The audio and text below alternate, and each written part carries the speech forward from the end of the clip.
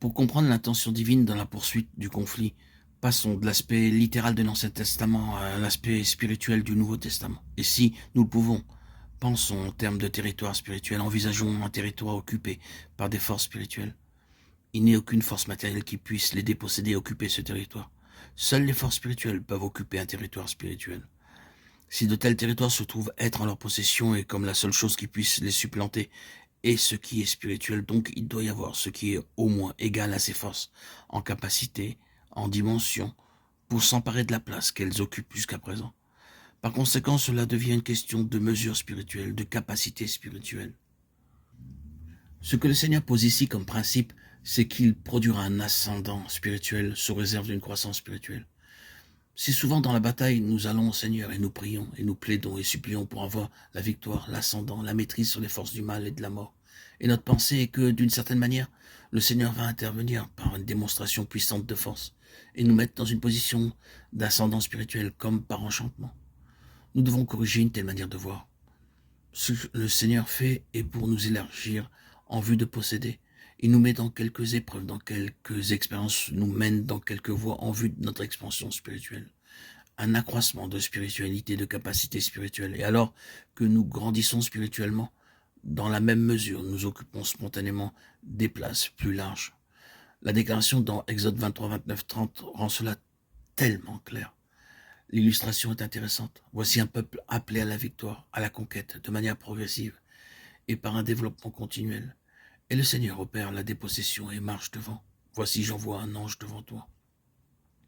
Maintenant, supposons que le Seigneur prenne de l'avance sur son peuple et chasse tous les ennemis, laissant le territoire inoccupé, tandis que son peuple est trop petit et ne peut occuper qu'une partie du terrain conquis. Qu'arrivera-t-il alors? Ni Dieu ni le diable ne croient au vide. Laissez-vous aller à un état de passivité, un manque d'occupation défini et vous vous trouverez bientôt dans quelques problèmes. Le diable ne croit pas à un état de vide dans quelque domaine que ce soit où le peuple de Dieu est concerné, car il le remplit. Ce principe est montré dans l'histoire racontée par le Seigneur lui-même au sujet de l'homme qui était possédé du démon. Le démon fut chassé, la maison fut laissée vide et le démon vagabondait dans des lieux arides, cherchant du repos. N'en trouvant pas celui-ci, à la longue est retourné vers l'homme duquel il avait été chassé, trouva la maison balayée et ornée, mais non gardée. Et alors promptement, il en prit possession. Mais cette fois-ci, le mauvais esprit entra dans cet homme avec 7 autres démons. Il ressort très clairement de l'illustration du Seigneur que l'ennemi ne croit pas au vide. De la même manière, le Seigneur ne croit pas au vide. Il croit aux choses qui sont remplies. Il croit à une possession entière, à une pleine occupation. Dans le domaine spirituel, cela requiert un élargissement spirituel avant que le Seigneur puisse donner un espace plus grand. Je crains que la chrétienté ait renversé les choses en réalisant de grands espaces et en espérant s'y déployer.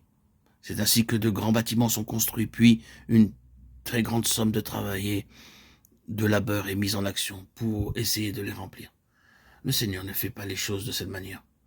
En tout premier lieu, il élargit, puis il donne en conséquence. Cependant, ne rabaissons pas ce sujet en l'amenant à un niveau trop bas, mais gardons-le dans la sphère du conflit et de la guerre spirituelle. La loi que le Seigneur a mise en évidence ici dans ce passage est qu'un ascendant spirituel sur les forces des ténèbres et de la mort correspond à une croissance spirituelle, et que la croissance spirituelle est essentielle pour un ascendant spirituel, pour un territoire élargi. Le défi que le Seigneur place devant nous est celui-ci. Pouvez-vous occuper ce terrain? Pouvez-vous le remplir? Pouvez-vous le posséder? En êtes-vous capable si je vous le donne? Le désastre serait d'autant plus grand si le Seigneur donnait un territoire vaste et que nous ne pourrions pas l'occuper et le remplir. Combien la croissance, la maturité et l'expansion spirituelle sont importantes.